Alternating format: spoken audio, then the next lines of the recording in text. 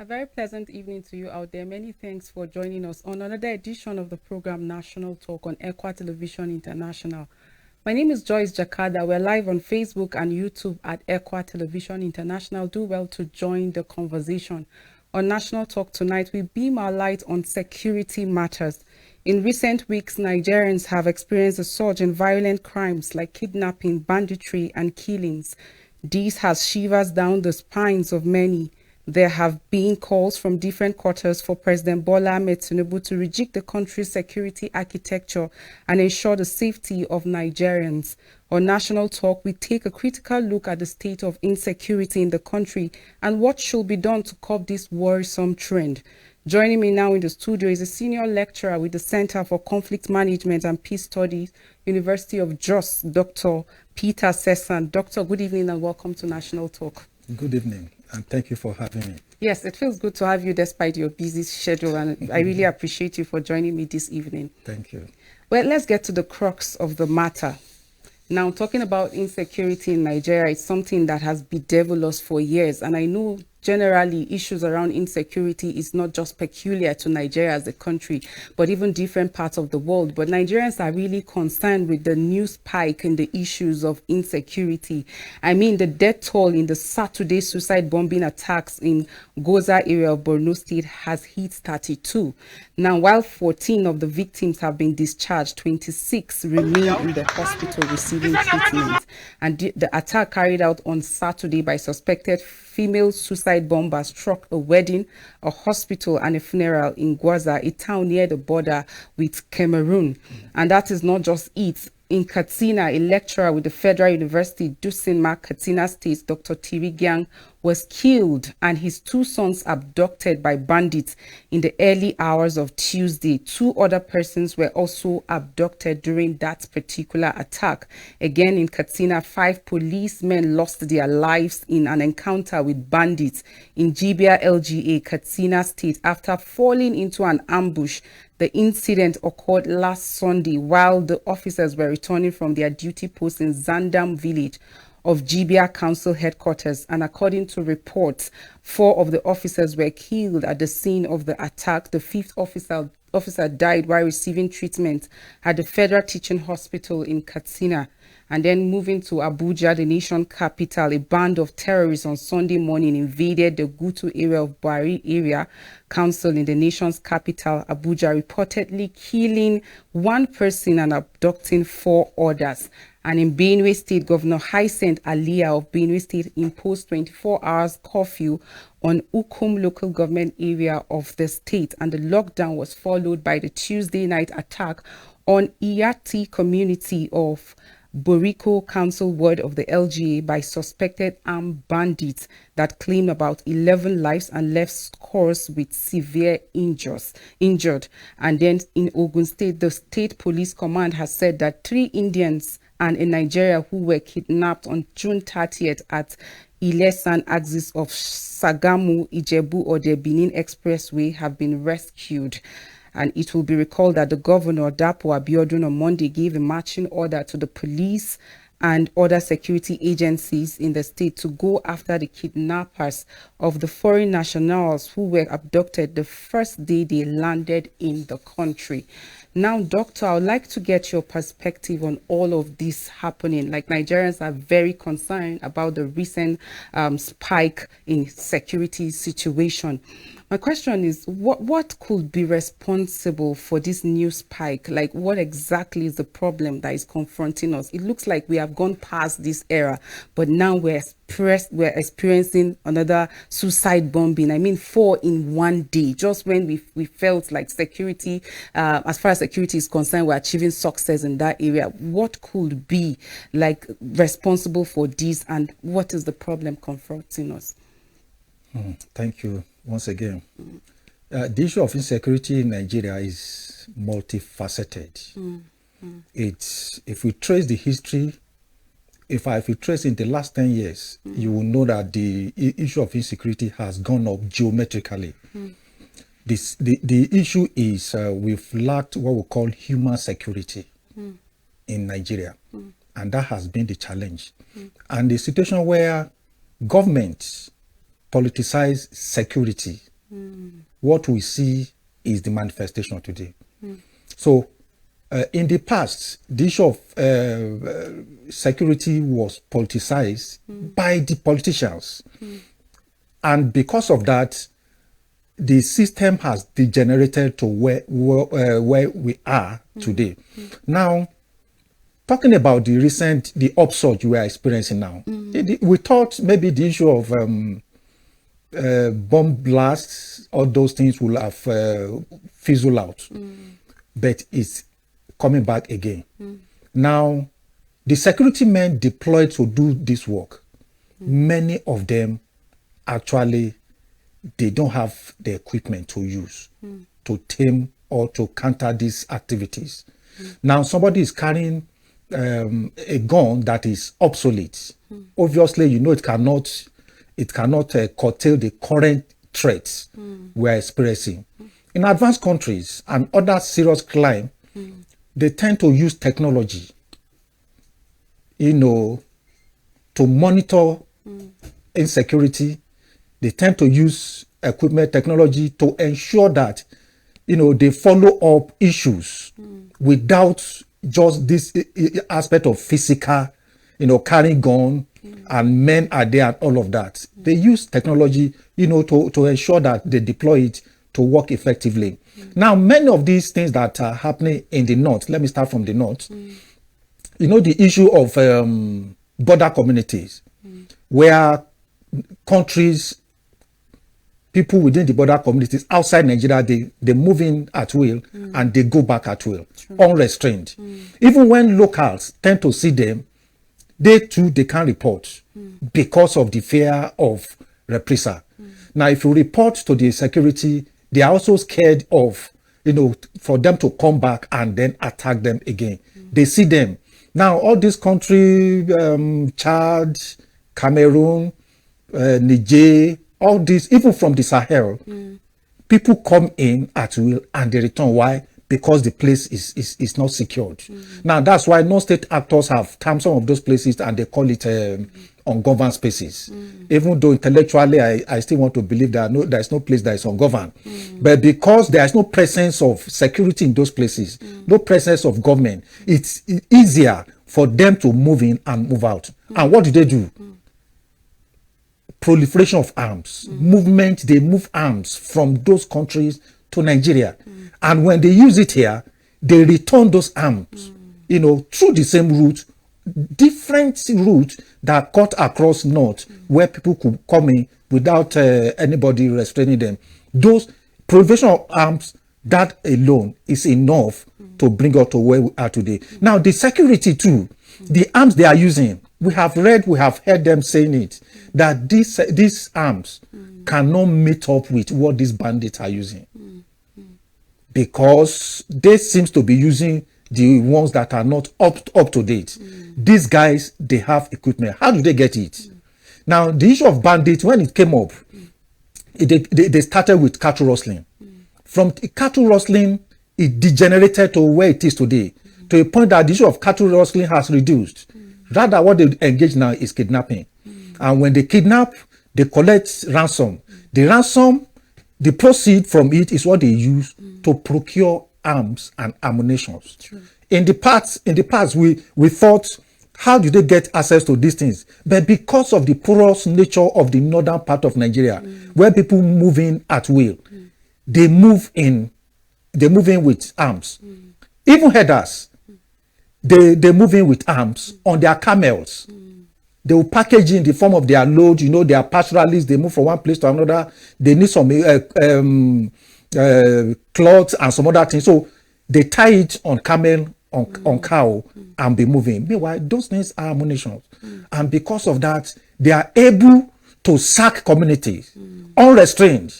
They enter community. They make sure they attack them and go away like that. So they collect money from ransom and they use it to buy arm.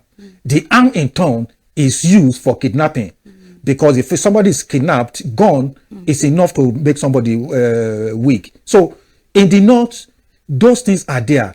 We don't have enough personnel in the security sector. Now, look at our population. Look at the population of the personnel in the Nigerian police. They are barely 400,000. And you see every day, is it that police is wounded, police is retired, somebody is incapacitated, somebody suffered one thing or another, some people are punished, so it's reducing. And the larger chunk of this personnel are attached to VIPs or national infrastructures, government infrastructures, and all of those things. So the remaining hundreds, there are about 150,000, if they are up to that, is to govern how many population. That's the challenge. Okay, but doctor, are you concerned about the fact that this issue around insecurity, especially banditry and even terrorism, like has so eaten deep into our fabrics, the fabrics of the nation, that there are some areas that are being classified as no-go areas, even for security personnel? I mean, drawing from what happened in Katsina, it said that some parts of Katsina, Zamfara, Niger, even Kaduna, like the officers are warned about some of these areas because of how you talk about porous some of these places are. But I mean, these are security personnel. And are you so bothered about the fact that there are still highways that they cannot tour, even as security personnel? I mean, non-state actors having charge and control over those areas. Like, we've had instances in this country where even security men like are being ambushed, soldiers are being ambushed and killed. Like the issue in Zamfara, they are coming back from their duty posts. 5 policemen were killed, 4 died on the spot, the other one died in the hospital. I'm just thinking, like, what's the hope for the common man if that is the situation that we find ourselves? I don't know if you're concerned about that particular act. You see, the state, the region you have mentioned, they have a vast land, so large to a point that they can attack and retreat. Now, the security men you are sending to those places are not from there. They have no understanding of the topography, the terrain of those places. So it's easier for somebody to ambush somebody, especially all those non-state armed groups. It's easier for them to ambush people, to ambush our security personnel. Now, if we look at the place is so large, up till Niger State, up till Shiroro, and some of those places and all of that, there was a time plane crashed. One of the, Air Force crashed somewhere there. Sometimes, maybe this time last year, thereabout. And for them to even evacuate the bodies, it took them like 4 or 5 days. At the time they were getting there, they got there, the body, it was smelling, and all of, because of the terrain. Now, because of that, it's difficult for them to get hold of that place. That's why I talk about technology. It's not everywhere that can be accessed by foot. They should use technology that will be able to access those forests, pick what is there. It is when you use technology that the Air Force, by air, they will be able to attack some of those places. So the terrain is a problem. I mentioned also the issue of equipment they are using. We have seen a situation where those guys were shooting.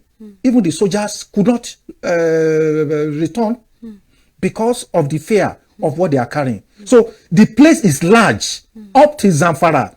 And it appears in Nigeria today, it's like Zamfara is the headquarters of banditry in Nigeria. Because according to a report of Rufai, they said they have close to 10,000 cells of gangs in Zamfara state alone. Because, you know, some of them were Boko Haram members. Now, some of them left at a point, you know, to assist bandits. When they got there, they realized that in bandit, it's more of a capitalist system where the more guns you have, the more you create cells for yourself, gang. And because of that, you rent out guns and all of those things. But in Boko Haram, it's more like you don't have access to, individuals don't have access to their resources. So when they tested the aspect of banditry, they realized, oh, so you can be a lord on your own. So some of them left, ran away, created their own cells in Zamfara axis, and today they have escalated to so many places. If you look at it, it's the same pattern from Brini Kebi. I mean, did I say Brini Kebi? There's this Brini Gwari in Kaduna State. It's the same forest all to those places. So inability for security to access that place is a major factor. All right. Every time they are bringing our soldiers down in that place. I mean, it's really worrisome. And I would just like you to speak to the multifaceted nature of this insecurity, because beyond terrorism, we've seen banditry, we've seen kidnapping, which is almost becoming a norm as we speak right now. People are touring the part of kidnapping like a trade, like a business, like that is the attitude. And all of these just speak to the fact that terrorism is just a stark reminder of our persistent insecurity challenge in Nigeria. But thousands of people have been displaced by years of banditry and terrorism. Kidnapping, like I said earlier, is becoming a norm. Now, in spite of all of this that is going on, does it even look to you like anyone is listening or doing something about what is actually going on? Look at the case of this lecturer in Katsina at about 1:30 a.m. He was killed and two of his sons were kidnapped. And that was not just the first in that quarter, staff quarters. Like months ago, some lecturers were kidnapped. Today, like Tuesday, another one killed and two of his sons abducted. Like, this is not the first time we're hearing of kidnapping of lecturers or even students. One will just think that there will be proactive measures that are being put in place to avert like another occurrence. As personally, I think of how that all these bandits show up, they kidnap students, and they don't just go in one car. Like, they go in convoy, but hours of operation, nothing is being done. Rather, after the operation has taken place, you hear statements left, right, and center. We're going to bring the perpetrators to book. Like, we're urging the security to do all that is needed. So are you worried that in spite of all of this, like multifaceted nature of insecurity in Nigeria, nobody is saying anything or doing anything? Because why I'm saying that, for Nigerians, if action is not seen, I mean, there's nothing. No matter how you talk, if the common man on the street cannot feel secured at night, or will still be saying, I can't go to this place, I can't go to that place, that means there's actually no security. I just want you to speak to the body language, especially of those that are hem of affairs, those that are charged with the responsibility of looking out for the welfare and security of the citizens. Thank you. You see, failures of governance actually brought us to where we are. When government is not proactive by taking action on time, the problem will give birth to further problem. Now, in the past, it was not as terrible as what we have today. In the past, they thought, banditry, insurgency is a northern problem. Today, it's not. The difference is environment. We also have semblance of that in the southwest, in the south-south, in the southeast, north central. The difference is the environment, the way their mode of operation. But some of the fallout is that many of these people who also engage in banditry, they are people within the society. They are people that live in our midst. Now, some of them, you'll be shocked to know that they also went to university. Yes, they went to university. Some of them went to, especially in the south, they went to university. They will tell you it's because of lack of employment that made them to engage in this. Now, you see them. The knowledge acquired in university must be used. So when they kidnap, they have seen that it has become lucrative. The scenario in Kogi the other time, where they kidnap some students in a school. Unfortunately, that was where I had my A-level some years back. Now, before they recover them, now government need to scale up their security strategies. Something must be done urgently. Now, while we are relaxing as people and as government, these people are still not relaxing. Now, the resurgence in the north also shows that we must not relax. Governments must take proactive steps. Now, failures of governance has led to community policing everywhere. It's the same community policing that even assisted even the military in the north talking about civilian joint task force. Because of the activity, because they understand the place, they know the place, they were able to assist the security to record a level of success. In the south, the terrain is not as terrible as what we have in the north. Yet, we still have a semblance of insecurity over there. Lagos Ibadan Express, they still kidnap, and some of those places and all of that. Unfortunately, we felt it's one ethnic group that is doing this. No. There are people that are involved in kidnapping that they are not even from the north. Why? There is poverty in the land. People are looking for what to eat. Many of them, they have families. When they return home, they are expected to come back with something. And when they don't return with something, there will be domestic banditry. Domestic banditry. So because of that, many of them indulge in all these things just to make sure that they get something. The truth is, the level of economic pressure in Nigeria now will give birth to further insecurity until government is able to do something urgently. Now, I mentioned about human security. Poverty is a major thing affecting the system. Unfortunately, this government, our currency is fluctuating. Even the government itself is just doing trial and error because they don't know the solution to the economic problem in Nigeria. They have tried this, they have tried that. None has worked. So long it continues like this, it will give birth to other emerging security threats in Nigeria. So government must be proactive. State governments, as it is, many of them don't even have much resources to curtail this. But we today, some state government, they have created, they also establish state security, so to say. For instance, in Plateau State, we have Operation Rainbow. Sure. In Taraba State government created what we call Taraba Marshal. Some other states, they created their own. They are still different from Vigilante, VGN. They're still different from Hunter, still different from other one created by, depending on the environment. Because government is not strong enough to mitigate this, community people have decided to ensure they govern or they secure themselves. Okay, I would like to quickly chip in because you brought the issue of governors' efforts now, especially in establishing or communities coming up with community security apparatus. Now, some governors have spoke about the bureaucracy of the system and suggesting or appealing for state policing. Do you think that is a step in curbing insecurity across states? Well, I have canvassed for state policing.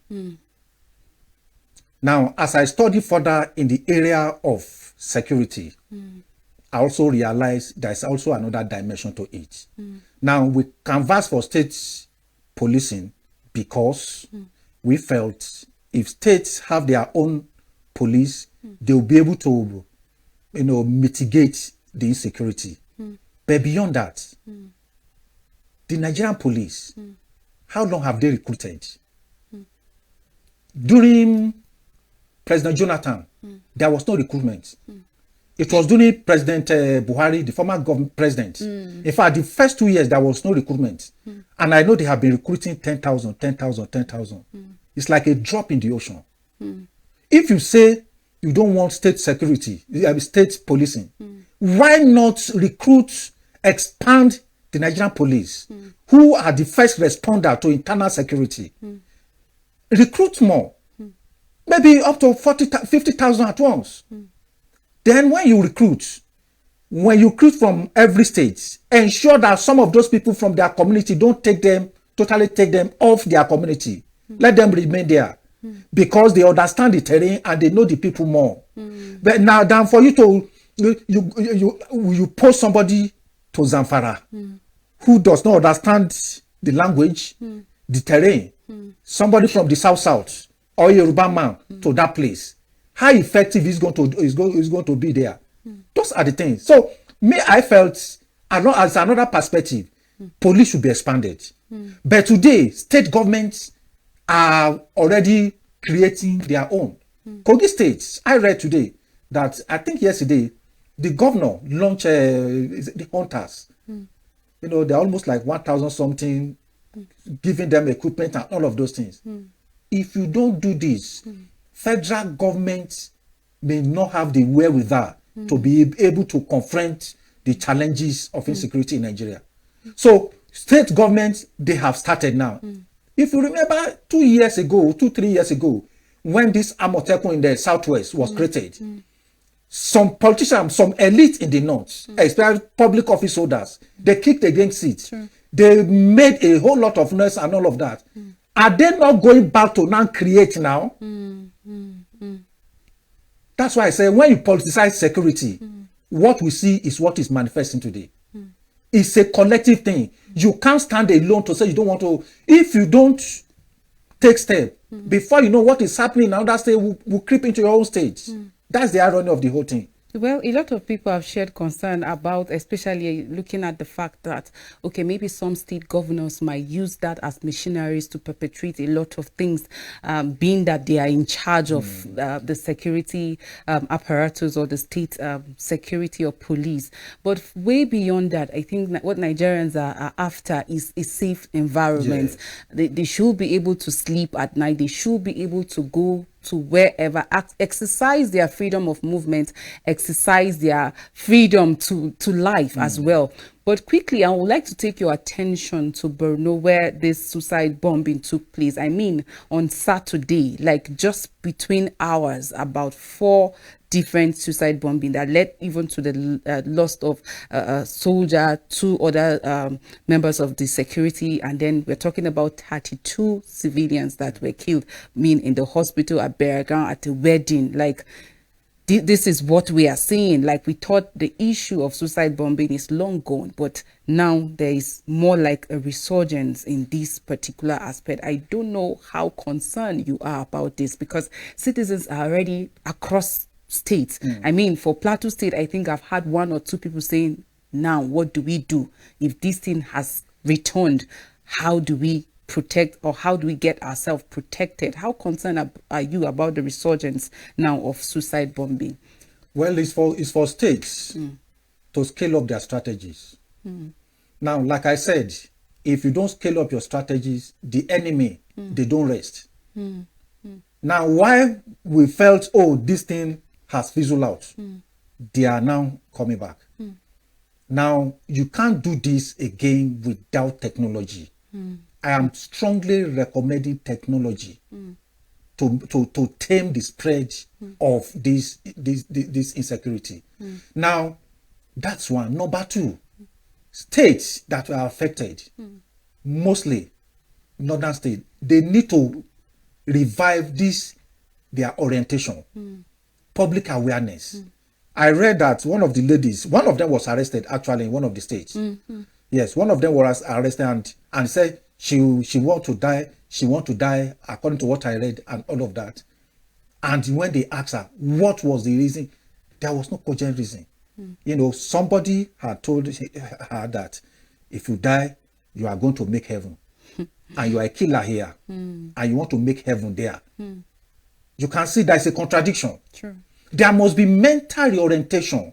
That mental reorientation must, be revived in the north, to talk to these people, to talk to themselves, and let them realize that you can't take the life of somebody else and thinking that you are going to make heaven as what they are claiming. So security, while they are putting their house in order, I'm very careful not to discuss certain things about security, especially talking about equipment, because matters within the ambit of security architecture must not be discussed extensively in the public. But there must be mental reorientation. They have to go back, begin to talk to these people again, and make sure that they don't allow this thing to continue. This issue of poverty, I have been mentioning human security. It's a major factor, because you see, it is very easy for a poor man to say he wants to die. After all, he has nothing to live.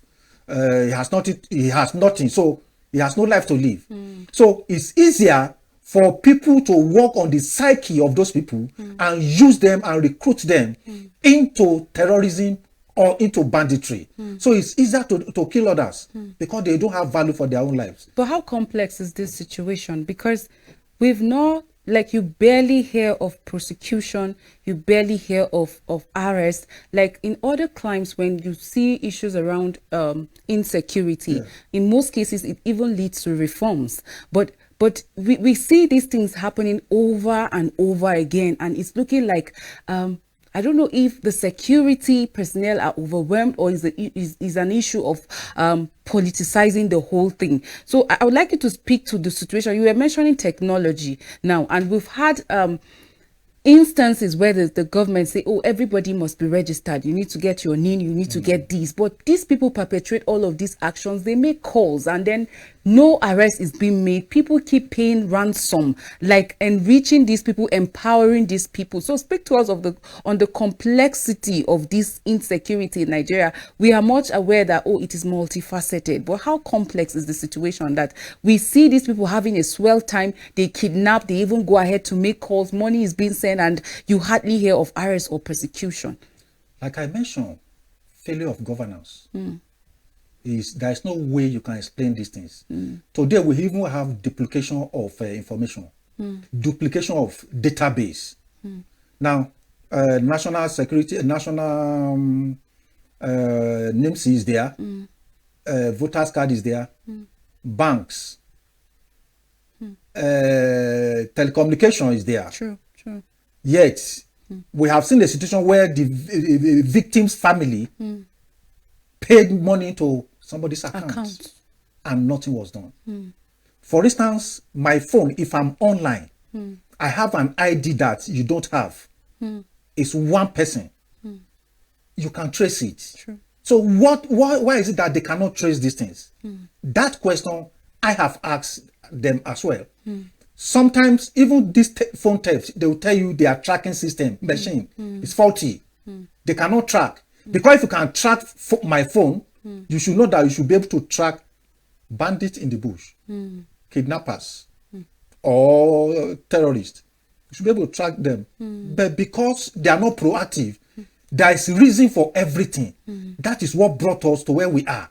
So until they scale up this thing, I have been saying that you cannot collect my database and not be able to trace me. Somebody has account number, somebody has telephone registered. Unfortunately, if you call some line and the true caller brings out the name, you will see somebody you just see mine, MY. I have seen IS. Somebody, in fact, the day I saw IS, I felt somehow. How did they register them that somebody is burying MY? So that's why even the telecommunication companies should be invited. They should call them to order. How did they register these people? And you didn't block it. Because the name you used to register should reflect on their system. So if this person does not bear a name, not mine, it's not name. IS is not name. We can't even say it's initial. You should be able to block those lines and invite them. If they go to buy another line, they should be able to register properly. So information technology is very important in tracking security issues. So if all these tiny minor things we cannot do it, how much more bigger things? So the problem for me is government. Government must call those chief executives to order. Invite them. What is the matter? But many of them are not working. The other time when they were assessing the ministers, I didn't even know the Minister of the Defense. I didn't know the name. As we speak now, if you ask me to mention 10 ministers in Nigeria, I'm not sure if I know their names. Why? They are not performing. If they are performing, you will have known their name. Really. For instance, during the last government, there was a man, information minister, in the last government. Even children, they know the name. Today, I don't know who is information minister in Nigeria. Sincerely speaking. Why? Because they are not. Many of them are just docile.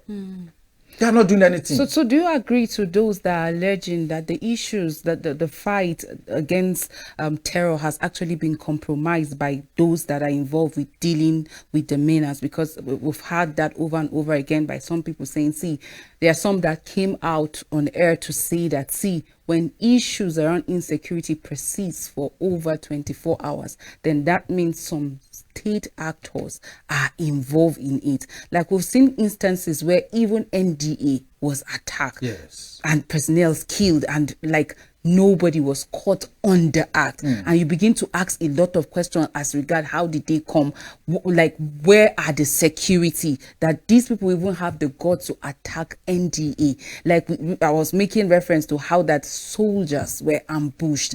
Like these people are like the identity of the nation. You don't kill, but today we see that they are being ambushed and killed. Like where did we get things wrong? What is actually missing? Do you agree to those that are alleging that, see, this war against terrorism, it has been compromised, especially by those that are the hems of affairs, people that are supposed to like bring an end to it?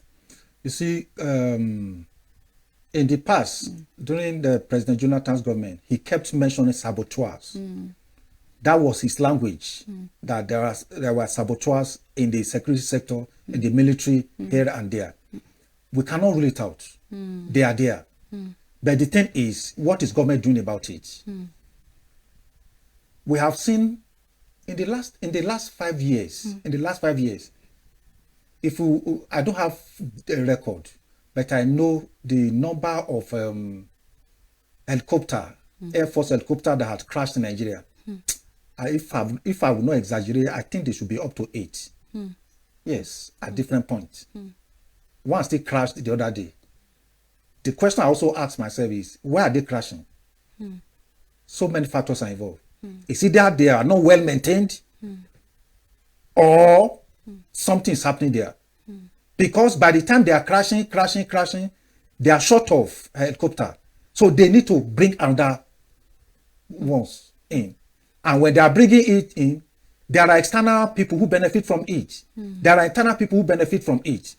So all these things must be investigated.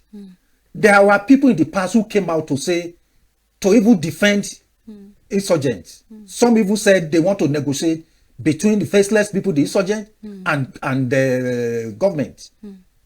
Did anything come out of those things? No. What relationship do you have with them to a point that you want to stand and negotiate for them? The scenario is Kaduna is still fresh, where somebody came out and said he's negotiating with them, that even government should come and negotiate with them. What relationship do you have? And all of that. You see, it's easier to negotiate with people you know. But faceless people, how do you negotiate with them? It's difficult. So, and this thing keep reoccurring in the north and all of that, and nothing is done. Government needs to do something. This president must do something urgently. I mean, with the fact that there are a lot of expectation, especially as regard the security chiefs. I remember going by their antecedent, following their appointment, a lot of people have high hopes, thinking, okay, drawing from their antecedent, like we're hopeful a lot of things are going to be done. But it looks like we are going back to where we are coming from. I would like you to speak to the effort of the security personnel and how that they can be deliberate collaboration between the different security apparatus to ensure that, like, the issue of security is being achieved or attained in Nigeria. Well, this analysis within the security sector, we used to have polarization. What do I mean by that? There is a particular security outfit who is in charge of information, security information. When they get this, they send it out to other sister agencies. Now, at a point, when they send, the other agencies say, no, you cannot tell me what to do. You understand? So, even the information they are giving, they tend to jettison it. And before you know it, what they were saying begin to manifest and all of that. There was a time that there was a report, they were seeing aircraft flying, hovering around Sambisa forest before the escalation of Boko Haram. And they sent it out, nothing was done until the manifestation of Boko Haram in Nigeria. So they must work together. If an agency is bringing an information, it must not be left unattended to. True. They must make use of it, even if nothing will happen. You cannot define these people. Before you know it, anything that can happen. So that must be done. Now again, security personnel too, they must be trained. Some of them, by engaging them one way because of research, they will tell you they were recruited 20 years ago, 15 years ago, 10 years ago. Apart from that training they gave them, they had not gone for any further training. No. The training of 10, 20 years ago cannot confront the current threat, security threat we have today. Oh yes. So they must be trained and retrained. Again, government must give up-to-date equipment to these people to be able to confront these criminals headlong. The other day I read that they arrested a container loaded with ammunition in the south, and then I read that there's an agency in charge of arms proliferation, and I can't remember their name now. And the head of the organization came out to say that they were going to destroy the ammunition. The question is, somebody brought in ammunition illegally, and you got it. With this security situation, you want to destroy it. Why not check it? If it is what security personnel can use, give it to them, let them use it. If you destroy it now, those guys will still import another one. And so governments must bring up-to-date equipment, arms for these people to use. Government must train them. Government must make sure they are motivated. You see, salary is not enough. We have even seen a situation where even some people they send to war front, common allowance of how much every day, maybe 1.5 before, 1.5, they will not pay them. How do you expect them to be motivated? So they need to be motivated. Government must ensure that you can do this allowance without giving them via table payment. They have bank account. Transfer the money to them. They have families they need to feed. That's why some of them will run away. Why? That if they die, who will take care of their family? Some of them, they died in active service to collect gratuity for their families by different agencies. It's another problem. So all these things must be looked into so that these people can be effectively engaged, these criminals. All right. I think that's the powerful one there, but let's speak to members of the National Assembly now, the political role they can play, because a lot of times when there are issues around insecurity, it's being tied to politics as well. And people will tell you it's because of lack of political will on the part of leaders that we are where we are. I mean, these members of the National Assembly are being elected by the people to represent the people. And going by Section 14, subsection 2B of the 1999 Constitution, the sole responsibility of the government is to ensure, the number one responsibility is to look out for the welfare of the people as well as the security. And for me, when you fail in that area, I think you fail entirely as a leader, because you can't boast about development when you don't have security in place. Like, how will the people be able to live happily, be able to enjoy the dividends of democracy when their freedom, when their security is being tampered with? So what political role can members of the National Assembly play in bringing this issue of insecurity to an end? Because right now there are people like that terrorism, banditry have displaced. Like, they can't go back to where they are because there are no security. There are people that cannot farm. Like right now, we're experiencing what you can even describe as food crisis, because some farmers in different parts of the country could not go to farm, or they're always attacked at the farmlands, or their food crops being destroyed. So what role can the members of the National Assembly, beyond sitting down there, beyond sharing of billions, like what deliberate step can they play now in ensuring that the safety of the citizens is ensured? Well, it's a sensitive one. What do I mean by that? National Assembly, they have the power to make laws. They have the power for what we call oversight function. And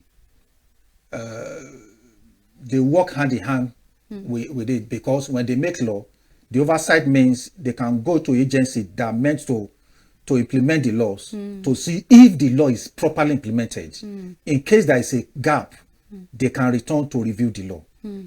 Now, when it comes to security, Nigerian National Assembly actually lack experienced parliamentarian in that aspect. What do I mean?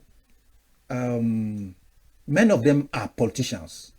They are not retired soldier or former police, former Air Force, and all of that. So when they are discussing issue of security, they tend not to understand it. Now, because of election, it's for 4 years. Some of them that acted effectively in the past, that were maybe chairman of House Committee on this, Senate chair on this, on all of them, sensitive area. They are effective at the parliament. But in their various constituency, they may not be effective. And people will not want them to return. That's true. No matter how effective you are at national, and you are not, your people don't feel you at home, they will recall you. They recall you by way of not allowing you to return. That's what I mean. Now, National Assembly, many of the people, there are many that head all those committees, security, they are civilian. So, issue of security, including procurement of ammunition, matters within the ambit of security, many of them don't understand it. And that's why there is gap between the National Assembly and the security sector.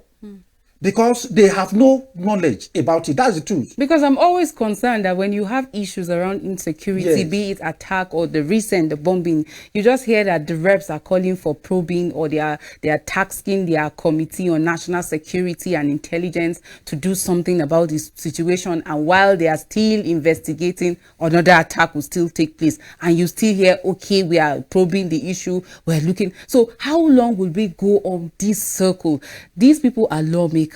And we have, like we rightly established earlier on, the issues around insecurity are multifaceted. For years, we've been talking about farmers' herders clashes or conflict, how that farmers cannot even farm. There are a lot of things that, as far as I'm concerned, at the National Assembly, they can do. There are roles they can play as far as policies are concerned. But a lot of times we find out that people just go there and what they look out for is their personal interest. And that brings my attention also to the role of the citizens in all of this. In most cases, you find out that the citizens they can do like barely little in terms of security, because these people that come to attack, that we keep tagging as unknown, like for years, like these people come with sophisticated weapon, and you begin to ask yourself, how did they transport this? How did they even come? And they go like these non-state actors, like they are nothing compared to our number. But how come, or even the number of the security, but how come we are not able to bring this whole thing to an end, or to bring these perpetrators, or hear of arrest or prosecution? Like we keep hearing, going back and forth. Even when you hear of arrest, sooner or later you hear nothing about it, and it happened. And probably you want to say maybe because of lack of deterrent, lack of arrest or prosecution, that's why you see people keep going into it. We just spoke to kidnapping, how it's almost looking like lucrative business, because young people will go to school and they come out unemployed, and they say, okay, since I can just go and do this and get millions, why not go, instead of me roaming about looking for a job? You talk about poverty as also a trigger in as far as insecurity is concerned. So I think the lawmakers have responsibility, ensure that issues around poverty is being tackled. Let the people get employed, because if the people are employed, they will not, like these terror groups or bandits will not come to them and then make the whole thing attractive because they are busy. You talk about people going to school and building their intellectual capacity. There is a lot that they can do if we can engage them. But you find out that lawmakers only think about these young people when the season of election is coming. And sometimes I also wonder on the part of the people, like, how can you sell your future for 1,000, for 5,000. Like, look at what the current situation in the country it is at the moment. People are finding it difficult to even feed. Like the take home that people even have, I'm talking about those that are employed, can barely take them home. So why won't we be deliberate as citizens when it comes to election, ensuring that the right people go? You see that issues around religious affiliation, nepotism, people don't disregard even competence, or even people that have love for the nation, or people that are patriotic, but people are looking at, oh, it's my turn, Emilio Khan, like it is my own turn to chop or to eat from the national cake. But I think way or up and above that, there's a lot that the citizens can also do on their part,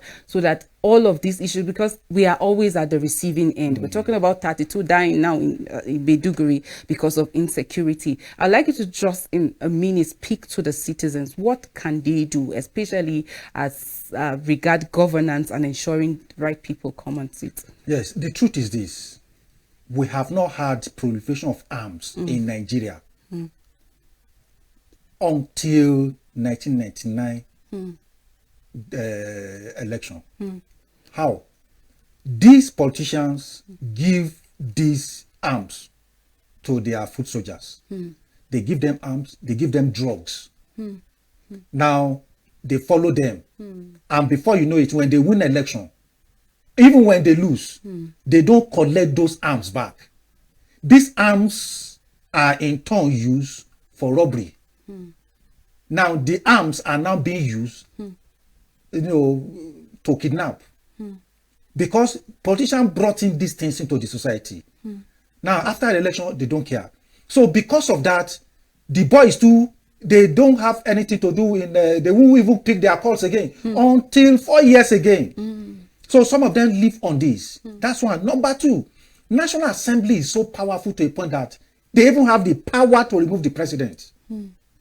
Like I've been saying, if this nation will be good, it's in the hand of National Assembly by way of reviewing the law that will be able to govern the system effectively. If president refuse to replace security heads, there's a process in the National Assembly. So if he is not ready, let him leave. But they are not doing. Why? Because of their selfish interest. Likewise, citizens, because of poverty, you see, they have demonized poverty. So because of that, during electioneering, you see, people can, because of 500 naira, and vote for a wrong person. Because of 1,000, can vote for a wrong person. This 1,000 you have collected until the next 4 years. People don't think of the future of their children or the future of their immediate community. Money meant to do road can be stolen by this same set of people. They will, after all, they say they have given them money during election.